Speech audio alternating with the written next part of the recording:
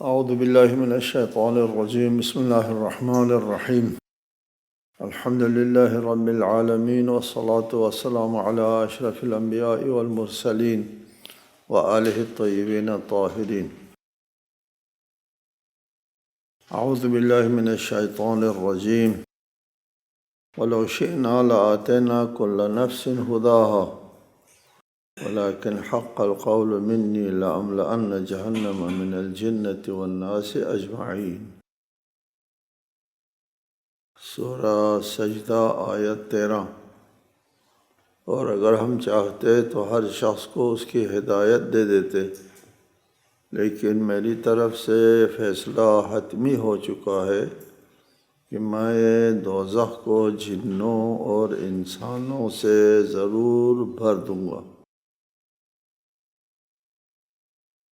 انسان اور اس کے اعمال سے متعلق یہ آیت واضح آیت ہے کہ انسان کو اللہ تعالیٰ نے خود مختار بنا دیا ہے. اللہ تعالیٰ اس انسان کو اللہ نے عقل دی، اور عقل دینے کے بعد پھر اس کو اس کے ہاتھ میں دے دیا کہ وہ راہ حق اختیار کرے یا راہ باطل اختیار کرے، دونوں اس کے سامنے رکھ دیا. انا ہدیناہ السبیل اما شاکرا و اما کفورا. اللہ کی طرف سے ہدایت ہے، جبر نہیں. اس آیت میں صریحاً فرمایا.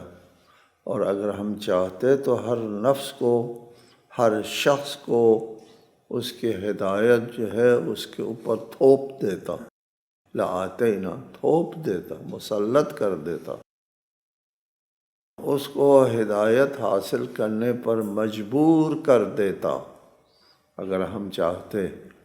لیکن ایسا نہیں چاہا، اس لیے کہ ہدایت کو جب مجبور کیا جاتا ہے تو پھر اس کا اپنا کوئی اختیار نہیں ہوتا. جب اس کا اپنا اختیار نہیں ہوتا ہے، جبراً کسی سے کام لیا گیا ہے، تو وہ کسی چیز کا مستحق نہیں ہوتا. نہ عذاب کا مستحق ہوتا ہے، نہ ثواب کا مستحق ہوتا ہے. وہ مجبور ہے، اس نے خود تو کیا نہیں، کسی نے اس کے اوپر جبر چلایا ہے، اور وہ جبر چلانے والے نے کیا ہے. اس نے تو کچھ نہیں کیا. نہ یہ عذاب کا مستحق ہے، نہ ثواب کا مستحق ہے. فرمایا وَلَوْ شِئْنَا، اگر ہم چاہتے تو ہر شخص کے لیے ہدایت مسلط کر دیتے، لیکن ایسا ہم نے نہیں کیا، نہیں چاہا. ایسا اگر اللہ تعالیٰ کرتا تو عبث ہو جاتا. اس کائنات کی تخلیق جو ہے وہ بے غرض ہو جاتی. کہ آپ اللہ تعالیٰ کا ارادہ ہی چلنا ہے تو پھر انسان کا کچھ بس نہیں چلنا ہے، تو پھر اس کے بعد شریعت دینے کا کیا مطلب، ہدایت کا کیا مطلب، انبیاء بھیجنے کا کیا مطلب. آپ نے جو بات اس کے اندر انسان کے اندر مسلط کی ہے اسی نے ہونا ہے. اگر انسان مجبور ہے، اس بات پر میں زیادہ زور اس لیے دے رہا ہوں کہ بدقسمتی ہے، اس کو بدقسمتی کہتا ہوں کہ ایک نظریہ ہے جبر کا نظریہ جبر ہے کہ ایک کلامی مسلک ہے. اس مسلک کا کہنا ہے کہ ہمارا اختیار نہیں، اللہ تعالیٰ کا اختیار چلتا ہے. یہ یار اگر ہمارا اختیار نہیں ہے، اللہ نے اپنا اختیار چلانا ہے، تو پھر انبیاء بھیجنے کا کیا فائدہ ہوا، قانون بنانے کا کیا فائدہ ہوا، شریعت بنانے کا کیا مطلب ہوا. مجبور کو نہ شریعت دی جاتی ہے، نہ قانون دیا جاتا ہے، نہ اس کو سمجھایا جاتا ہے، نہ اس کو عقل کی ضرورت ہے. کچھ نہیں، کیا کرنا ہے عقل سے. جب کام جو ہے خالق نے ہر خواہ مخواہ لینا ہے اسے، اس کے عقل کو استعمال کرنا نہیں ہے تو پھر کیوں عقل دے دی؟ انسان کو بنایا ہے کیوں؟ بے مقصد۔ جی، یہ عجیب، انتہائی عجیب غریب نظریہ ہے کہ اگر جبر ہے، مجبور کو قانون نہیں دیا جاتا، مجبور کو شریعت نہیں دی جاتی، مجبور سے کام لیا جاتا ہے جو ارادہ کیا گیا، جبر کرنے والے نے جو چاہا ہے وہی کام لیا جاتا ہے، نہ اس کو ہدایت دی جاتی ہے، نہ اس کی طرف پیغمبر بھیج جاتے ہیں، نہ اس کو قانون دیا جاتا ہے، قانون کی بھی ضرورت نہیں۔ گاڑی اور ڈرائیور ہے، یہ ڈرائیور خود مختار ہے، گاڑی مجبور ہے، یعنی گاڑی کو ہدایت نہیں دی جاتی، گاڑی کو قانون نہیں دیا جاتا، ڈرائیور کے لیے ہدایت دی جاتی ہے، ڈرائیور کے لیے قانون دیا جاتا ہے، اس لیے اس کا ارادہ چلتا ہے نا، اس کا ارادہ نافذ ہے، ڈرائیور کا ارادہ نافذ ہے، اس کو سمجھایا جاتا ہے۔ جس کا کوئی اپنا ارادہ نافذ نہیں ہے اس کو نہیں سمجھایا جاتا۔ ڈرائیور نے ادھر مڑنا ہے، ادھر مڑنا ہے، کیا کرنا ہے کیا نہیں کرنا ہے، ڈرائیور نے کرنا ہے۔ اگر اللہ تعالیٰ کا ہی ارادہ چلتا ہے، انسان کا اپنا کوئی بس نہیں چلتا، تو اللہ تعالیٰ جو ہے اس انسان کو جہاں چاہے موڑ دے گا۔ قانون کیوں دے اس کو؟ عبث ہے قانون دینا، بے مقصد ہے، شریعت دینا بے مقصد ہے، انبیاء کا آنا بے مقصد ہے۔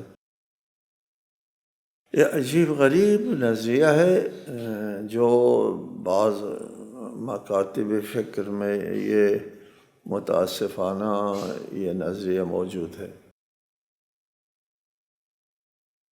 اس آیت میں فرمایا وَلَوْ شِئْنَا لَآتَيْنَا كُلَّ نَفْسٍ هُدَاهَا، اگر ہم چاہتے تو ہر نفس کو، ہر شخص کو اس کی ہدایت جو ہے وہ اس کے اوپر مسلط کر دیتا، لیکن ایسا نہیں چاہا۔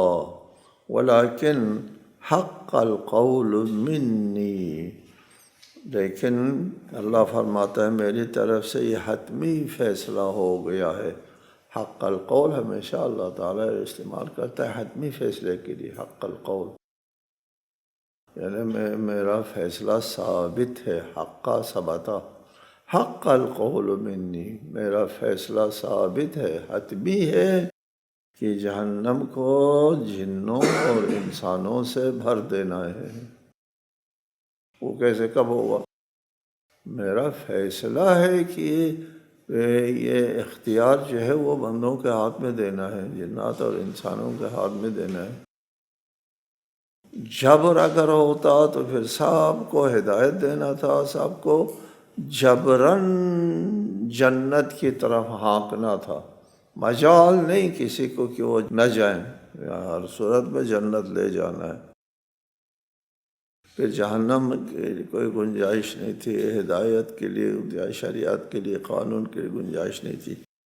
ہم نے خود مختار بنایا تو مختار بنانے کا حتمی اور لازمی نتیجہ یہ ہوگا کہ کچھ لوگ جو ہے اس قانون کی پابندی کریں گے، کچھ لوگ اس کی خلاف ورزی کریں گے۔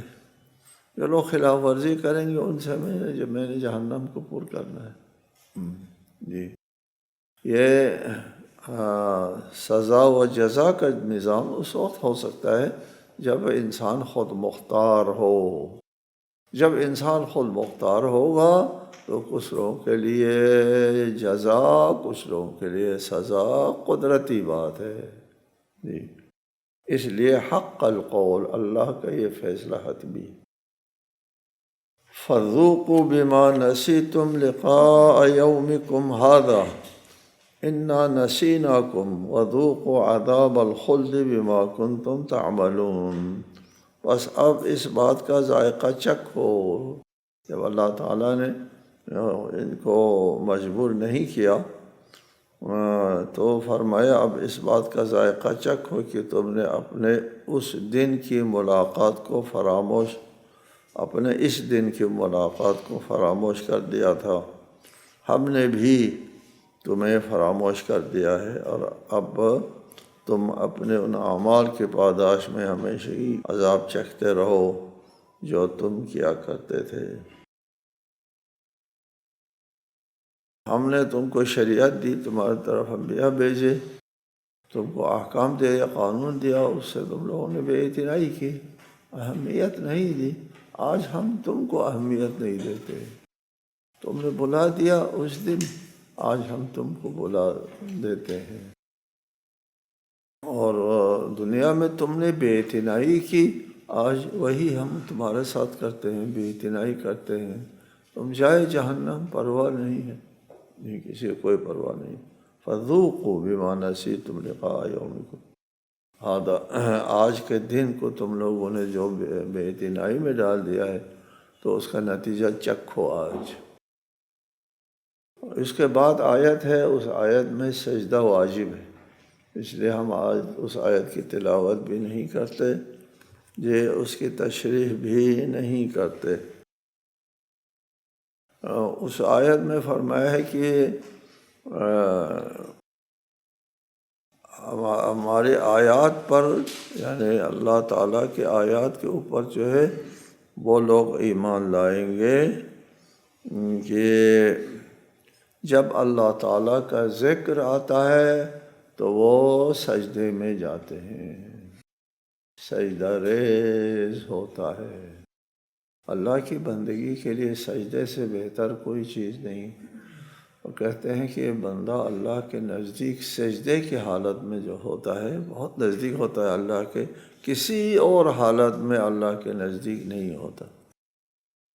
جی، ایک بات تو یہ ہے کہ وہ سجدہ ریز ہو جاتے ہیں، سجدے میں جھک جاتے ہیں، اور وہ تکبر نہیں کرتے، اپنے آپ کو اللہ تعالیٰ کے مقابلے میں بڑا نہیں سمجھتے، نہایت عاجزی کے ساتھ سجدہ ریز ہو جاتے ہیں۔ دوسری بات، تتجافی جنوبہم عن المضاجع یدعون ربہم خوفا وطمعا ومما رزقناہم ینفقون، رات کو ان کے پہلو بستروں سے الگ رہتے ہیں، یعنی اٹھتے ہیں بستر سے، وہ اپنے رب کو خوف اور امید کے ساتھ پکارتے ہیں، اور جو کچھ ہم نے انہیں دیا ہے اس میں سے خرچ کرتے ہیں۔ جی، اللہ تعالیٰ کے اوپر ایمان لانے والوں کی ایک علامت یہ ہے کہ وہ سجدہ کرتے ہیں، دوسری علامت یہ ہے کہ تتجافی جنوبہم، جی الگ رہتے ہیں، جنوب جنب ان کے پہلو، عن المضاجع بستروں سے الگ رہتے ہیں، اٹھتے ہیں، یعنی نماز شب سے تعبیر ہے کہ وہ بستروں سے اٹھتے ہیں، یعنی رات کے آخری حصے میں جو عبادت بجا لائی جاتی ہے اس کو تہجد کہتے ہیں، نماز شب کہتے ہیں، صلاۃ اللیل، رات کے آخری حصے میں۔ سائنس بھی یہ بات کرتا ہے کہ رات کا ابتدائی حصہ انسانی طبیعت مزاج کے مطابق، رات کا ابتدائی حصہ سونے کے لیے نہایت مفید اور مناسب ہے انسان کے لیے، ابتدائی حصے میں سونا چاہیے، اور رات کے آخری حصہ بیدار رہنا چاہیے۔ یہ سائنس والے جو دین وین وغیرہ کا ان کو پتہ ہی نہیں کوئی نماز شب بھی کوئی چیز ہوتی ہے، اصلا علم ہی نہیں ہے۔ جی، یعنی اسلامی تعلیمات میں سحر خیزی کو بہت فضیلت ہے، پتہ نہیں، وہ اپنی بات کرتے ہیں، انسانی ساخت و بافت اور کل نظام کائنات کی روشنی میں ان لوگوں نے دیکھا کہ رات کا پہلا حصہ انسان کے لیے سونے کے لیے بہت سازگار ہے، اور آخری حصہ جاگنے کے لیے بہت سازگار ہے۔ ہم کو لگتا ہے کہ یہ سائنسدان نہیں، کوئی حدیث بیان کرتا ہے، کوئی عابد زاہد ہے، کوئی نصیحت کرتا ہے کہ رات کا پہلے حصہ سو جاؤ، آگے حصے اٹھو۔ نماز شب تہجد کے سلسلے میں اتنا کافی ہے کہ اللہ تعالیٰ نے ہر عمل کا ثواب بیان کیا ہے کہ اس کا اتنا ثواب، اس کا اتنا ثواب ہے۔ تہجد کے ثواب، تہجد کا کیا ثواب ہے، رتبہ مرتبہ جو ہے وہ بیان نہیں کیا اس کا، اس لیے کہ وہ اس کا ثواب جو ہے حساب سے بھی بہت زیادہ ہے۔ تتجافى جنوبهم عن المضاجع يدعون ربهم خوفا وطمعا، وہ اللہ کو پکارتے ہیں خوف اور امید کے ساتھ پکارتے ہیں۔ بندگی کے آداب میں سے ہے خوف اور امید، دونوں برابر۔ اگر تولا جائے، حدیث ہے، اگر تولا جائے مومن کا خوف کتنا ہے اور امید کتنا ہے تو دونوں برابر آ جائے، نہ خوف زیادہ ہے نہ امید زیادہ ہے۔ یہ بندگی کے علامات ہے اور بندگی کے آداب ہے۔ آپ کو خوف، اللہ سے خوف ہونا چاہیے، اس خوف کی وجہ سے آپ گناہ نہیں کرتے۔ اللہ سے امید رکھنا چاہیے، اس امید کی وجہ سے عبادت کرتے ہیں۔ جی، خوف و امید انسان ساز ہے، بندہ ساز ہے، بندگی ساز ہے، اور یہ انتہائی ضروری چیز ہے۔ انسان اپنے آپ کو سمجھتا ہے، اسلام کو سمجھتا ہے، بندگی کو سمجھتا ہے، وہ بیدار ضمیر والا انسان ہے، سمجھدار اور اپنے عقل سے کام لینے والا بندہ ہے، وہ یہی کرے گا۔ وہ اللہ سے نا امید نہیں ہوتا، نا امید ہونا کفر ہے۔ یہ امید رکھتا ہے، اور پھر خوف بھی دل سے نکالنا کہ کوئی خوف، ہم کو کیا خوف ہے، کہنا بھی ایمان اور بندگی نہیں ہے، بندگی کے دائرے سے خارج ہے۔ بندگی یہ ہے کہ جتنا ایمان ہے اتنا خوف۔ احادیث ہے اس سلسلے میں کہ خوف و رجا، خوف و امید اور بیم دونوں کے درمیان میں بندگی ہوتی ہے۔ امام محمد باقر علیہ السلام سے روایت ہے کہ انه ليس من عبد مؤمن الا وفي قلبه نوران، نور خیفة ونور رجاء، لو وزن هذا لم يزد على هذا۔ جی، کوئی بندہ مومن نہیں ہے مگر یہ کہ اس کے دل میں دو نور ہے، خوف کا نور اور امید کا نور۔ اگر دونوں میں وزن کیا جائے، یہ ایک دوسرے سے وزن میں زیادہ نہ ہو، برابر، جتنا خوف اتنے امید ہے اللہ تعالیٰ سے۔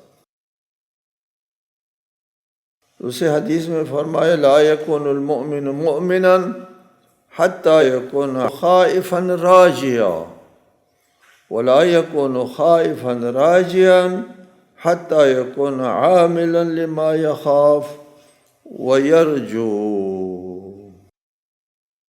فرمایا مومن نہیں ہوتا حتی یکون خائفا راجیا، جب تک وہ خوف کرنے والا، امید رکھنے والا نہ ہو۔ دونوں باتیں اگر اس کے اندر نہیں ہو، وہ مومن نہیں ہے، وہ بندہ ہی نہیں ہے، اس کو بندگی کا عطا پتہ نہیں ہے، وہ کسی اور دنیا میں رہتا ہے جس کے دل میں خوف اور امید دونوں نہ ہو۔ جب تک، پھر خوف و امید ہونے کا کیا نتیجہ ہوگا؟ جب تک کہ اس کے لیے عمل نہ کرے جس ذات سے خوف کھاتا ہے اور امید رکھتا ہے۔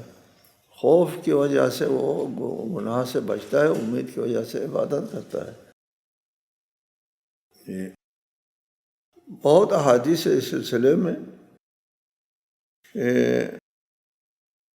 ہم نے ان احادیث کو اس کتاب میں جمع کیا ہے، آئین بندگی میں، یہ امام کا ارشاد ہے ہؤلاء قوم یترجحون فی الامانی کذبوا لیسوا براجین من رجا شیئا طلبه ومن خاف من شیء هرب منه۔ امام جعفر صادق سے سوال ہوا، یہ ہمارے معاشرے والا سوال ہے، ایسا لگتا ہے کہ یہاں سے کوئی اٹھ کے سوال کر رہا ہے کہ ایک قوم ایسی ہے جو گناہوں کا ارتکاب کرتی ہے اور کہتی ہے نرجو، ہم گناہ کرتے ہیں، کیا پرواہ ہے، ہم امید رکھتے ہیں اللہ سے، اور وہ اسی بات پر قائم رہتے ہیں یہاں تک کہ انہیں موت آ جاتی ہے، وہ ہمیں کوئی پرواہ نہیں ہے، ہم یہ ہے، ہم وہ ہے۔ آپ نے جواب میں فرمایا ہؤلاء قوم، یہ وہ قوم ہے جو آرزوؤں میں مگن رہتے ہیں، یترجحون فی الامانی، آرزو یعنی غلط آرزوؤں میں مگن رہتے ہیں، یہ جھوٹ بولتے ہیں، یعنی وہ امید رکھنے والے بھی نہیں ہے، جھوٹ بولتے ہیں۔ یعنی جو کسی چیز کی امید رکھتا ہے اس کو طلب کرتا ہے، یہ جھوٹ بولتے ہیں، ہم امید رکھتے ہیں، جی امید رکھتے ہیں تو طلب کرنا چاہیے، طلب نہیں کرتا ہے تو پھر امید کیا رکھتے ہیں؟ سبحان اللہ۔ اگر کسی چیز سے خوف کھاتا ہے تو اسے بھاگ جاتا ہے، کسی چیز کی امید ہوتی ہے تو اس کو طلب کرتا ہے۔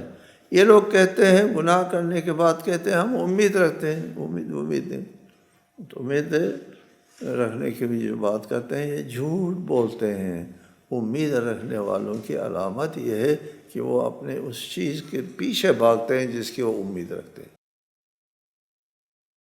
یدعون ربہم، وہ اپنے رب کو پکارتے ہیں، خوفاً و طمعاً، خوف اور امید کے ساتھ پکارتے ہیں، جی وَمِمَّا رَزَقْنَاهُمْ يُنْفِقُونَ، جو ہم ان کو روزی دیتے ہیں اس میں سے وہ خرچ کرتے ہیں، راہ خدا میں خرچ کرتے ہیں، یہ ہے ایمان والوں کی علامات۔ فَلَا تَعْلَمُ نَفْسٌ مَا أُخْفِيَ لَهُم مِّن قُرَّةِ أَعْيُنٍ جَزَاءً بِمَا كَانُوا يَعْمَلُونَ، اور کوئی شخص نہیں جانتا کہ ان کے اعمال کے صلے میں ان کی آنکھوں کی ٹھنڈک کا کیا کیا سامان پردہ غیب میں موجود ہے۔ فلا تعلم نفس، کسی کو نہیں پتہ، علم نہیں۔ یہ مومنین جو ہے جن کے یہ اوصاف ہے جو ذکر ہوا پہلے، ان کے لیے اللہ تعالیٰ کے ہاں کیا کیا جزا اور صلہ جو ہے وہ موجود ہے۔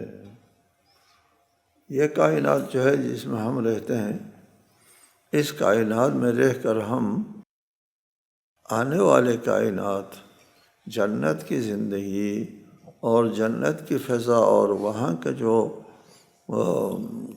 قانون طبیعت، اس کو ہم نہیں سمجھ سکتے،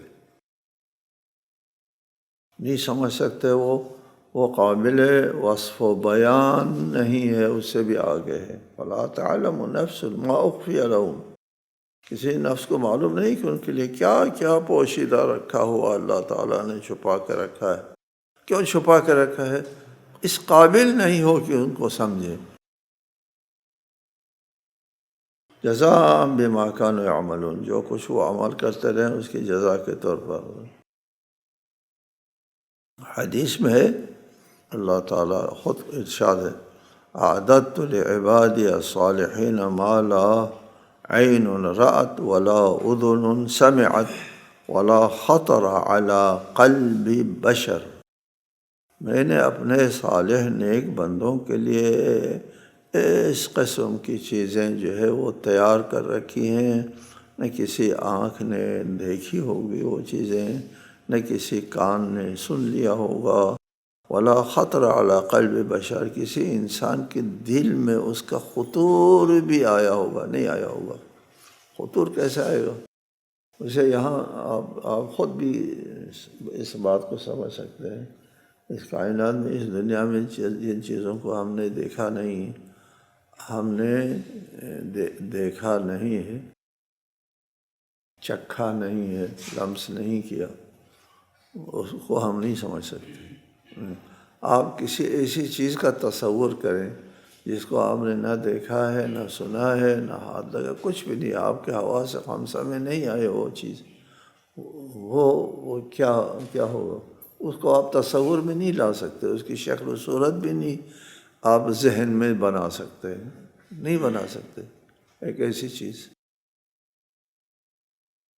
یہاں حدیث فرما ما لا عین رأت ولا اذن سمعت ولا خطر فی قلب احد، کسی کے دل میں کے خطور تک میں نہ آیا ہو، وہ چیزیں جنت میں موجود ہیں۔ جی، جنت کی ایک خاص وہ ہے، خاصیت یہ ہے کہ وہاں پر آپ کا ارادہ نافذ ہوتا ہے۔ یہاں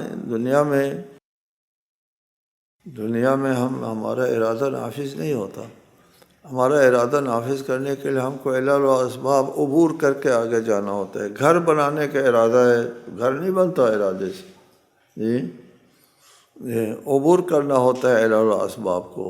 قیامت کے دن ایسا نہیں ہوگا، علل و اسباب وغیرہ نہیں چاہیے، ارادہ کر لیا بس مل گئی چیز، ٹھیک ہے، آپ کا ارادہ نافذ ہے۔ آگے ایک آیت ہے، افمن کان مؤمنا کمن کان فاسقا لا یستوون،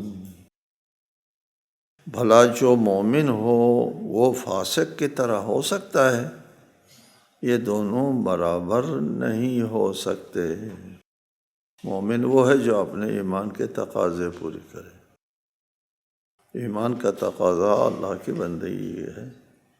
فاسق وہ ہے جو اللہ کی بندگی کے دائرے سے نکل جاتا ہے، پرواہ نہیں کرتا، اس کو فاسق کہتے ہیں۔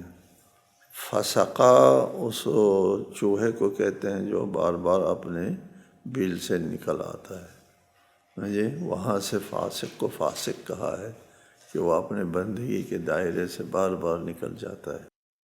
اس کی تشریح مزید انشاءاللہ تعالی آئندہ۔ السلام علیکم ورحمۃ اللہ۔